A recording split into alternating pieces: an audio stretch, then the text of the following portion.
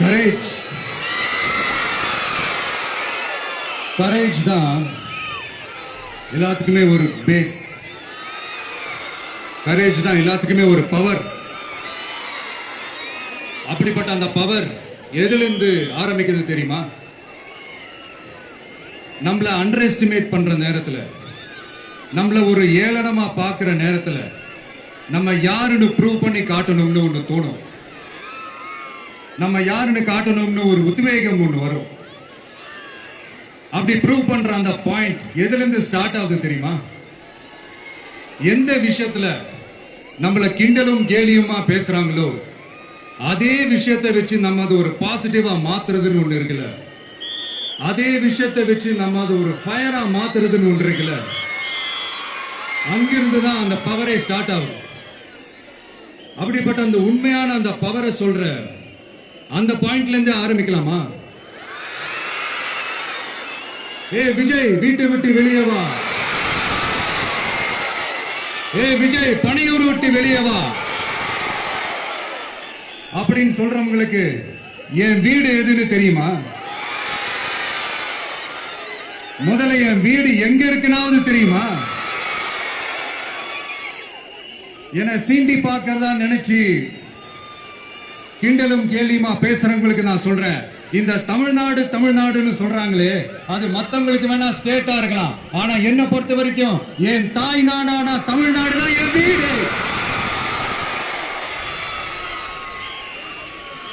என் வீட்டுல மொத்தம் எத்தனை பேர் இருக்காங்க தெரியுமா? 8 கோடி பேர் இருக்காங்க.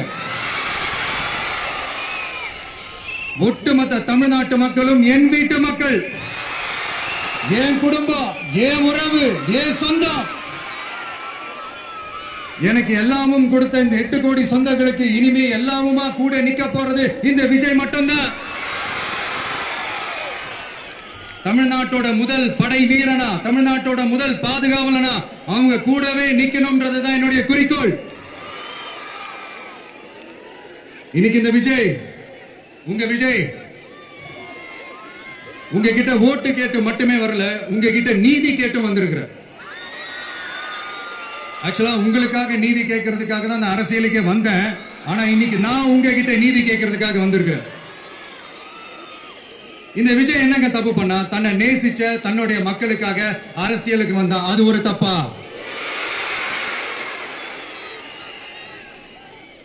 எல்லாத்தையும் ஒதுக்கி தள்ளிட்டு மக்களுக்காக மட்டுமே வந்த அது ஒரு தப்பா? இந்த மத்த கட்சிகளுக்கெல்லாம் மாநாடு நடத்துறதுக்கோ பொதுக்கூட்டம் நடத்துறதுக்கோ இல்ல ஹால் ஃபங்க்ஷன்ஸ் நடத்துறதுக்கோ பர்மிஷன் கொடுப்பாங்க, இடம் கொடுப்பாங்க. ஆனா நமக்கு மட்டும் இடம் கொடுக்க மாட்டாங்க, கொடுக்கவும் விட மாட்டாங்க. இது என்னங்க நியாயம்?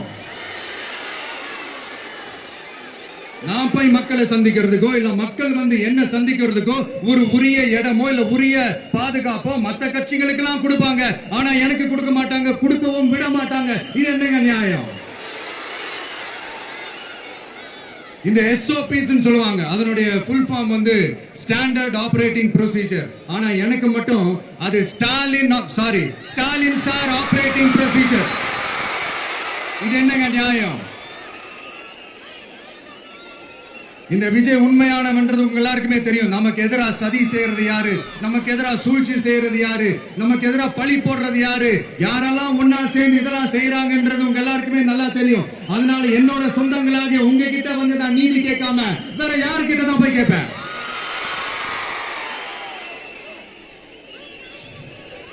செல்ஃபே எடுக்காத ஒரு கூட்டணி கணக்கு,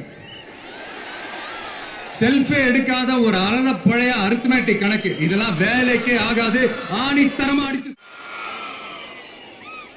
காசு கொடுத்து ஓட்டு வாங்கிடலாம்னு கனவு காண்றாங்கல்ல, அதுவும் இந்த விஜய் வந்ததுக்கு அப்புறம் நடக்கவே நடக்காது. வண்டி வண்டியா கொண்டாந்து குட்டுவாங்க. 1000, 2000, 3000, 4000, 5000 சாமி மேல சத்தியெல்லாம் வாங்குவாங்க. அப்படிதான் இத்தனை வருஷமா உங்களை ஏமாத்தி இருக்கிறாங்க. வாங்கிக்கங்க, சந்தோஷமா வாங்கிக்கங்க. எல்லாம் உங்க பணம் தான். வாங்கிக்கிட்டு அவங்க காதிலே விசில ஊதி அனுப்புங்க. அவங்க செவிலே விசில ஊதி அனுப்புங்க.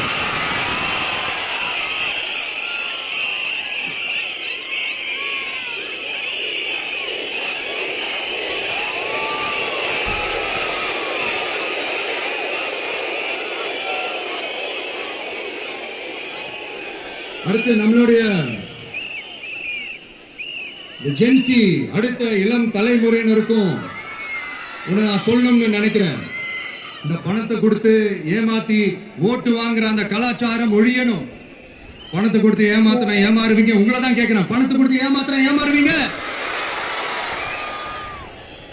எல்லாரும் கொஞ்சம் கை இப்படி வைங்களேன் எனக்காக. நான் சொல்றதை கொஞ்சம் ரிப்பீட் பண்ணுங்க. எங்க ஓட்டு எங்க உரிமை. எங்களை யாரும் விலைக்கு வாங்க முடியாது. எங்கள் ஓட்டு விசில் சின்னத்துக்கு தான். வேற யாரையும் நம்பி ஏமாற மாட்டோம். தேங்க்யூ.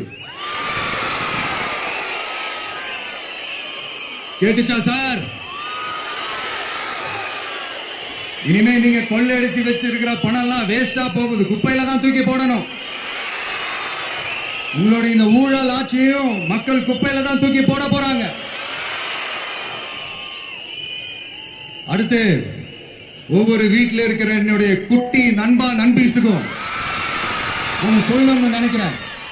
வீட்டில் டிவியில உட்கார்ந்து இந்த பிரச்சார மீட்டிங் எல்லாம் பார்த்துட்டு இருப்பீங்க. உங்களையும் உங்களுடைய ஃபியூச்சரையும் மைண்ட்ல வச்சுக்கிட்டு தான் நாம அரசியலுக்கே வந்திருக்கிறோம். அதனால எனக்காக நீங்க ஒண்ணு செய்யணும். தொடர்ந்து செஞ்சுக்கிட்டு தான் இருக்கிறீங்க. நான் நிறைய கியூட்டான வீடியோஸ்லாம் நான் பார்க்கிறேன். லைக் உங்க அம்மா அப்பா கிட்ட மைக்க நீட்டி யாருக்கு ஓட்டு போடுவீங்கன்னு கேட்டா பின்னாடி இருந்த அந்த பையன், அம்மா விஜய்னு சொல்லுமா, அப்பா விஜய்னு சொல்லுப்பா அப்படின்னு நிறைய அந்த கியூட்டான வீடியோஸ் எல்லாம் பாக்குறேன். அதை தொடர்ந்து தயவு செஞ்சு அதை தொடர்ந்து கண்டினியூ பண்ணுங்க. உங்க வீட்டுல இருக்கிற உங்களுடைய அப்பா அம்மா தாத்தா பாட்டி பெரியப்பா பெரியப்பா சித்தி சித்தப்பா அத்தை மாமா ஓட்டு போடுற வயசுல இருக்கிற அண்ணன் அக்கா எல்லாரையும் விசில் சின்னத்துக்கு ஓட்டு போட சொல்லுங்க. விசில் சின்னத்துக்கு ஓட்டு போட வைங்க.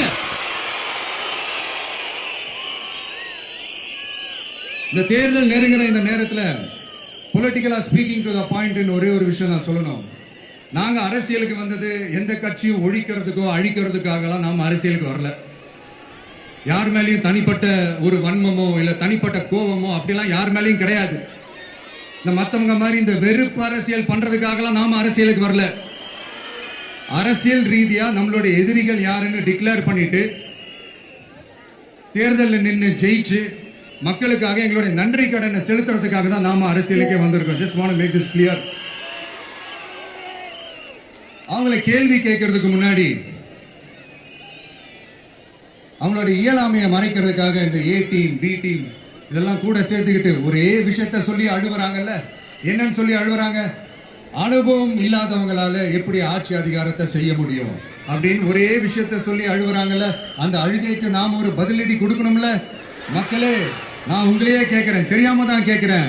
இந்த அனுபவம் அனுபவம் அனுபவம்னு சொல்றாங்களே, அதிகாரத்தை வச்சு மக்கள் பணத்தை கொள்ளையடிச்சதை தாண்டி வேற ஏதாவது கொம்பு முளைச்ச பெரிய அனுபவம் இவங்களுக்கு இருக்குதா?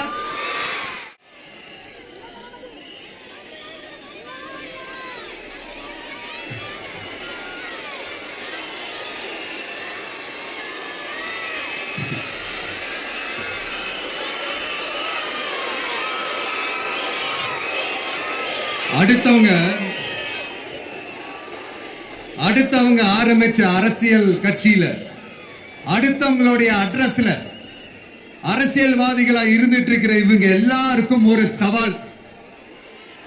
என்ன மாதிரி தனியா என்ன மாதிரி சொந்தமா ஒரு கட்சி ஆரம்பிச்சு 1% அட்லீஸ்ட் 1% வாக்கு வாங்கி காட்டுற அந்த தில் இருக்குதா, திராணி இருக்குதா? 30 வருஷமா மக்கள் இயக்கமா இருந்து இன்னைக்கு மிகப்பெரிய ஒரு அரசியல் கட்சியா வளர்ந்து இந்த கூட்டணி கட்சிகள் மட்டுமே நம்பி இருக்கிற 75 வருஷ கட்சி 50 வருஷ கட்சின்னு இன்னைக்கு ஆட்சி அதிகாரத்துல இருந்துட்டு இருக்கிற இவங்க எல்லாரையும் மீறி இன்னைக்கு களத்துல தனியா நின்னு இந்த 2 வருஷத்துல முதன்மை சக்தியா வளர்ந்து 30% தாண்டி இன்னைக்கு மக்கள் ஆதரவை பெற்றிருக்கிற நமக்கு அனுபவம் இல்லையா? உங்களுடைய அனுபவம் என்னன்னு சொல்லட்டுமா? கட்சி ஆரம்பிச்ச அண்ணாவை மறந்தது, கட்சி ஆரம்பிச்ச எம்ஜிஆர் அவர்களை மறந்தது, கட்சியை வளர்த்த ஜெயலலிதா மேடம் அவங்களை மறந்தது. இவங்க எல்லாரும் சொன்ன விஷயங்கள், பேசின விஷயங்கள், எதை எதையெல்லாம் ஃபாலோ பண்ணணும்னு சொன்ன விஷயங்கள் எல்லாத்தையும் மறந்தது. இவங்களுக்கு நமக்கு அனுபவம் இல்லையா? நமக்கு அனுபவம் இல்லதான். கொள்ளை அடிக்கிறதுலாம் எங்களுக்கு அனுபவம் இல்லதான். அதெல்லாம் எங்களுக்கு சுட்டு போட்டாலும் வராது. இந்த கொள்கையை பேருக்கு மட்டும் வச்சுக்கிட்டு நேரடியா சரண்டர் ஆகிறது, மறைமுகமா சரண்டர் ஆகிறது, இந்த மாதிரி அனுபவம் நமக்கு இல்லதான். அதுவும் நமக்கு சுட்டு போட்டாலும் வராது. மக்களை நேசிக்கிற நல்ல குணம் இருந்தா போதும்யா. நல்ல சூப்பரான ஒரு நல்லாட்சி கொடுக்கலாம். நல்லாட்சி கொடுக்கிறதுக்கு மெத்த படிச்ச மேதாவிகளா இருக்கணும்ல ஒன்னும் அவசியம் இல்ல. காமராஜர் அவர்கள் மாதிரியோ எம்ஜிஆர் அவர்கள் மாதிரியோ மக்கள் சக்தியின் துணையால, மக்கள் மேல அக்கறையா இருக்கக்கூடிய நல்ல அதிகாரிகளின் துணையால சூப்பரான ஒரு நல்லாட்சி என்னால கொடுக்க முடியும், செஞ்சு காட்டுறேன்.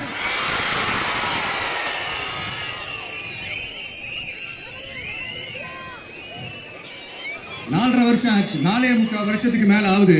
இப்போ ஒவ்வொரு வீட்டு கதவையா தட்டி உங்கள் கனவுகளை சொல்லுங்கள், உங்கள் கனவுகளை சொல்லுங்கள், நாங்கள் அதை நிறைவேற்றி காட்டுறோம். இல்ல ஸ்டாலின் சாருக்கு மக்கள் சார்பா ஒரு கேள்வி, மக்களுடைய கனவு என்னன்னு உங்களுக்கு தெரியுமா சார்? அது சரி, அவங்க என்ன நினைக்கிறாங்கன்னு உங்களுக்கு தெரியாது, அதுக்கப்புறம் எப்படி அவங்க கனவுகளை பத்தி உங்களுக்கு தெரியும். மக்களோட கனவு என்னன்னு நான் சொல்லட்டுமா சார்? 2019, 2021, 2024 இந்த 3 தேர்தலையும் மக்கள் உங்களுக்கு வாக்களிச்சதுக்கு காரணம் நீங்க மக்களுக்கு ஏதாவது நல்லது செய்வீங்கன்னு நம்பிதான். ஆனா நீங்க மக்களுக்கு கொடுத்த பரிசு மக்களுக்கு பாதுகாப்பே இல்லாத மக்கள் விரோத ஆட்சி. அந்த மக்கள் விரோத ஆட்சியை அகற்றிட்டு அந்த இடத்தில் தமிழக வெற்றி கழகத்தை ஆட்சி பீடத்தில் அமைக்கணும் அப்படின்றதுதான் மக்களுடைய ஒரே கனவு.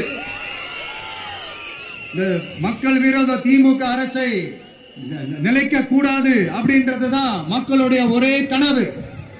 100% தூய சக்தி டிவிக்கு ஆட்சி அமைக்கும். அதுல உங்களுடைய கனவுகள், உங்களுடைய ட்ரீம்ஸ் எல்லாமே ஃபுல்ஃபில் ஆகும், நிஜமாகும். தமிழ்நாடு எப்பவுமே டெல்லிக்கு அவுட் ஆஃப் கண்ட்ரோல் அப்படின்ட்டு ஸ்டாலின் சார் அடிக்கடி சொல்லுவாங்க. ஸ்டாலின் சார் எது எதெல்லாம் அவுட் ஆஃப் கண்ட்ரோல் இப்ப நான் கொஞ்சம் சொல்லட்டுமா? முதல்ல சட்டம் ஒழுங்கெல்லாம் அவுட் ஆஃப் கண்ட்ரோல், பெண்கள் பாதுகாப்புல அவுட் ஆஃப் கண்ட்ரோல், இளைஞர்கள் அவுட் ஆஃப் கண்ட்ரோல், மொத்தத்தில் அவரோட ஆட்சியே ஒரு அவுட் ஆஃப் கண்ட்ரோல். இந்த வருஷம் பிகினிங்ல சட்டசபையில பேசும்போது சொல்றாங்க மக்கள் எல்லாரும் ரொம்ப மகிழ்ச்சியா இருக்கிறாங்க, அதனால நானும் ரொம்ப மகிழ்ச்சியா இருக்கிறேன் அப்படின்னு. மக்கள் சந்தோஷமா இருக்கிறதா பார்க்கறது கூட ஒரு சந்தோஷம் தான் சார், அது யாரும் இல்லைன்னு சொல்லல. அப்படி உண்மையிலேயே மக்கள் உண்மையிலேயே சந்தோஷமா இருக்கிறாங்க அப்படின்னா ஏன் சார் விவசாயிகள் போராட்டம் நடக்குது? ஏன் சார் மீனவர்கள் போராட்டம் நடக்குது? ஏன் தொழிலாளர்கள் போராட்டம் நடக்குது? தூய்மை பணியாளர்கள் போராட்டம் ஏன் நடக்குது? அங்கன்வாடி ஊழியர்கள் போராட்டம், செவிலியர்கள் போராட்டம், மருத்துவர்கள் போராட்டம், மாற்றுத்திறனாளிகள் போராட்டம், அரசு ஊழியர்கள் போராட்டம், ஆசிரியர்கள் போராட்டம், இடைநிலை ஆசிரியர்கள் போராட்டம், பகுதி நேர ஆசிரியர்கள் போராட்டம். இதெல்லாம் உங்க ஆட்சியில மக்கள் மகிழ்ச்சியா இருக்காங்கன்றதுக்காக நடக்கிற போராட்டமா சார்? எனக்கு தெரிஞ்சு மக்கள் சந்தோஷமா இருக்கிறாங்கன்னா பொங்கல் வச்சு கொண்டாடுவாங்கன்னு கேள்விப்பட்டிருக்கேன். உங்க ஆட்சியில தான் போராட்டம் நடத்தி அவங்களுடைய மகிழ்ச்சியை வெளிப்படுத்துறாங்கன்னு நினைக்கிறேன். இன்னும் தீரவே தீராத பிரச்சனைகள்னா இருக்கிற இடம் பிரச்சனை, பார்க்கிற வேலை பிரச்சனை, பண்ற தொழில் பிரச்சனை, விலைவாசி பிரச்சனை, தண்ணி பிரச்சனை, பஸ் வசதி இல்லைன்ற பிரச்சனை, ரோடு சரியில்லைன்ற பிரச்சனை, ஆஸ்பத்திரி சரியா இல்லைன்ற பிரச்சனை, இப்படி எல்லாம் ஒரு அடிப்படை விஷயங்களே பிரச்சனையா இருந்தா அப்ப ஆளுங்கட்சின்னு ஒண்ணு எதுக்குதான் இருக்கிறாங்க அப்படின்னு தானே மனசுல தோணும் மக்களுக்கு. ஆட்சிக்கு வர்றதுக்கு முன்னாடி தான் பொய் பொய்யா அடிச்சு விட்டீங்க, இப்ப ஆட்சியை விட்டு போகும்போது கூட பொய் பொய்யா பேசுறீங்களே சார், என்ன சார் இது? மாத்தி மாத்தி பேசுறதுல நீங்க வேற லெவல் தான் சார். ஆட்சிக்கு வந்த அடுத்த வருஷமே 2022ல 70% வாக்குறுதிகளை நிறைவேற்றிட்டோம்னு சொன்னாங்க. அப்புறம் போன வருஷம் 90% வாக்குறுதிகளை நிறைவேற்றிட்டோம்னு சொன்னாங்க. அப்புறம் இந்த வருஷம் 505 வாக்குறுதிகளை 404 வாக்குறுதிகளை நிறைவேற்றிட்டோம், கிட்டத்தட்ட ஒரு 80% வாக்குறுதிகளை நிறைவேற்றிட்டோம்னு சொன்னாங்க. முதல்ல 70, அப்புறம் 90, அப்புறம் 80. இன்னும் தேர்தல் நெருங்க அது 60, 50, 40, 30, 20 போய் நிற்கும்னு நினைக்கிறேன். அதையும் அவரே அறிவிப்பாரா என்னமோ எனக்கு தெரியல. முதல்வர் ஸ்டைல்லையே சொல்லணும்னா, பொய்யிலேயே பிறந்து பொய்யிலேயே வளர்ந்த புலவர் பெருமானே, கொஞ்சம் அதை திருத்தி சொல்றேன், புலுகர் பெருமானே. அது இன்னும் பொருத்தமா இருக்கும். அவருடைய அண்ட புழுகு ஆகாச புழுகு என்ன தெரியுமா? பெண்களுக்கு பாதுகாப்பு தமிழ்நாட்டில் எங்க போனாலும் கொட்டி கிடக்குதான். அப்படி அது உண்மைனா அண்ணா யூனிவர்சிட்டி அந்த பொண்ணுக்கு ஏன் சார் அப்படி ஒரு கொடுமை நடந்துச்சு? கோவை கல்லூரி பெண்ணுக்கு ஏன் சார் அப்படி ஒரு கொடுமை நடந்துச்சு? பெண் குழந்தைகள் பாதிக்கப்படுறதா கிட்டத்தட்ட 1000க்கும் மேலான போக்சோ கேசுகள் ஏன் சார் பதிவானுச்சு? போதைப் பொருள் கலாச்சாரம் கண்ட்ரோலே இல்லாம அது பாட்டுக்கு தாறுமாற எங்கேயோ போய்கிட்டு இருக்கு. வயலன்ஸ் எல்லாம் தலைவிரிச்சு ஆடுது. அதுக்கு ஒரு ரீசெண்ட் எக்ஸாம்பிள், அந்த ரயில்வே ஸ்டேஷன்ல அந்த சிறுவர்கள் எல்லாரும் சேர்ந்து செஞ்ச அந்த சம்பவம். சட்டம் ஒழுங்கு சரியா இருந்தா ஏன் சார் இப்படி எல்லாம் நடக்குது? சட்டம் ஒழுங்கு சரியா இருக்கணும்னா முதல்ல தமிழ்நாட்டுக்கு ஒரு டிஜிபி வேணும் சார். எங்க சார் போனார் அவரு? எங்க அவரு? சும்மா இந்த ஆக்டிங் ஆபீசரை வச்சுக்கிட்டு அரசாங்கத்தை நடத்துனீங்கன்னா இப்படிதான் சட்டம் ஒழுங்கு சந்தி சிரிக்கும். முதல்ல தமிழ்நாட்டுக்கு ஒரு டிஜிபியை போடுங்க சார். அதுக்கப்புறமாச்சும் சட்டம் ஒழுங்கு சரியாகுதான்னு பார்ப்போம். சரிப்பா, கேள்வியா கேட்கறிய, நீ வந்தா என்ன செய்வ அதானே கேட்கறீங்க. கரெக்ட், கேட்கணும். மக்களோட அடிப்படை தேவைகளை தீர்க்கிறது தான் நம்மளுடைய ஃபர்ஸ்ட் வேலையே. அதை தீர்க்கிறதுக்கான அந்த தேடி போறது, அதோட சொல்யூஷனை தேடி போறது தான் நம்மளுடைய ஃபர்ஸ்ட் அஜெண்டாவே. கொஞ்சம் வெயிட் பண்ணுங்க, தேர்தல் அறிக்கை ரெடி ஆயிட்டு இருக்கு. தெளிவான ஒரு தேர்தல் அறிக்கையாவது வரும். என்ன நம்புற உங்களை நான் டிசப்பாயிண்ட் பண்ணவே மாட்டேன்.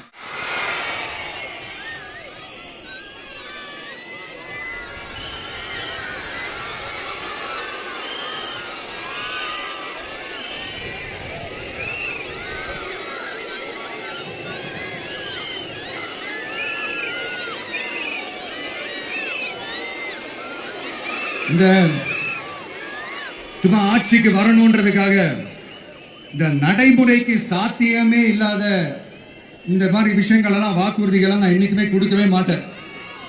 அதே மாதிரி ஆட்சிக்கு வந்ததுக்கு அப்புறம் கூட அவங்க அது தரல, இவங்க இது தரல அப்படின்லாம் பம்மிக்கிட்டு இல்லாம உங்களுக்காக எந்த எக்ஸ்ட்ரீமுக்கும் போய் நான் போராடவும் தயாரா இருக்கிறேன். அதனால நான் மறுபடியும் இதை நான் ரிப்பீட் பண்றேன். இவ்வளவு நாள் இதை நான் மட்டும் தான் சொல்லிக்கிட்டு இருந்தேன். இப்ப களமே சொல்லுது, 2 பேருக்கு நடுவுல தான் போட்டியே.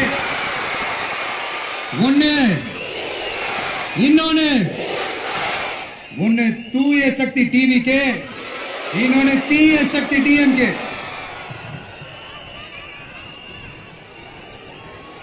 இப்ப நம்ம இந்த எலெக்ஷன் விஷயத்துக்கு வருவோம். விஜய் என்னப்பா இவரை மட்டும் தான் எதிர்க்கிறாரு, இவங்களை எதிர்க்க மாட்டேன்றாரு, அவங்கள பத்தி எதுவுமே சொல்ல மாட்டேங்கிறாரு. இல்ல நான் கேட்கிறேன், இது யாருக்கான எலெக்ஷன்? தமிழ்நாடு சட்டசபைக்கான ஒரு தேர்தல். இப்ப இங்க யார் ஆட்சியில் இருக்கிறார்? யாரு பொய்யா வாக்குறுதிகளை கொடுத்து மக்களை ஏமாத்துறது? யாரு மக்கள் விரோத ஆட்சியை நடத்துறது? அப்ப இங்க யாரை அகற்றணும்? இந்த மக்கள் விரோத திமுக அரசை அகற்றணும்னா நம்ம யாரை எதிர்க்கணும்? எதுக்கு தேவையில்லாம பல முறை மக்கள் ஆல்ரெடி டிலீட் பண்ணவங்களை எதுக்கு நம்மளுடைய கான்சென்ட்ரேஷன், நம்மளுடைய டார்கெட் திமுகன்றப்போ டார்க்னஸ்க்குள்ள எதுக்கு கல்லெறியணும்? இங்க மக்களை விரும்புற விஜய் வேணுமா, இல்ல மக்கள் விரோத ஆட்சி நடத்துற ஸ்டாலின் சார் வேணுமா? அவ்வளவுதான் இந்த தேர்தலே. இதுக்கு நடுவுல வேற யாருமே கிடையாது. புரியுதுங்களா உங்களுக்கு? என் நெஞ்சில் குடியிருக்கும் சேலம் மக்களே, one last simple question. Vijay நம்புறீங்களா, ஸ்டாலின் சார் நம்புறீங்களா? அவ்வளவுதான், முடிஞ்சு போச்சு. கதம். போர் முழக்கம் உங்களை ஒரு நிமிஷம் கூட தூங்க விடாது. இந்த போன லாஸ்ட் வீக் இந்த டிஎன்பிஎஸ்சி இந்த எக்ஸாம்ஸ், இந்த குரூப் 2 எக்ஸாம்ஸ் அதை அனௌன்ஸ் பண்ணிட்டு உடனே அதை கேன்சல் பண்ணிட்டாங்க. இது உலகத்துக்கு எல்லாருக்கும் தெரியும்.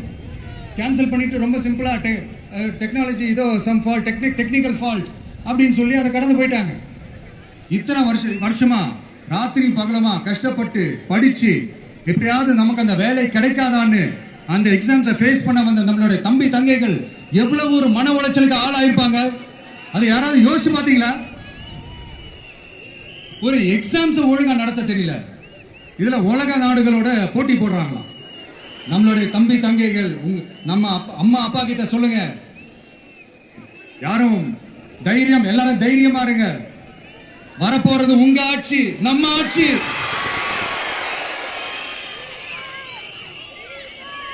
அதனால இந்த மாதிரிலாம் எதுவும் நடக்காம சமூக நீதிக்கான ஒரு நல்ல ஆட்சியை அமைப்போம். இளைஞர்களின் வேலை வாய்ப்புகளை மனசுல வச்சுக்கிட்டு டிரான்ஸ்பரண்டா அதுக்கான ஒரு தீர்வை காணுவோம். நான் விக்கிரவாண்டி மாநாட்டில் பேசும்போது ஒரு பொலிட்டிக்கல் பாம் ஒன்னு சொன்னேன், ஞாபகம் இருக்கா?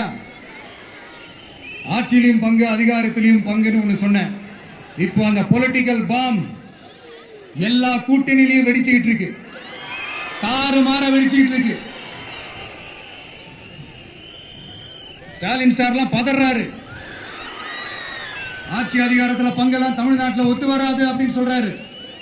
அவங்கள பொறுத்த வரைக்கும் ஜெயிக்கிறதுக்காக மட்டும்தான் கூட்டணி, மற்ற எல்லாத்துக்குமே அவங்க தனி அணி, அவங்க மட்டுமே ஒரே அணி. வெல்வோம் ஒன்றாக, ஆனா வரும் வெல்த் எல்லாம் பார்ப்போம் தனியாக. அந்த வெல்வோம் ஒன்றாக என்றது இதுதான் சீக்கிரட்டே. புரிய வேண்டிய உங்களுக்கு நல்லா புரியும் நினைக்கிறேன். உங்களோட நான் இருக்கேன், நம்மளோட நம்ம மக்கள் இருக்காங்க.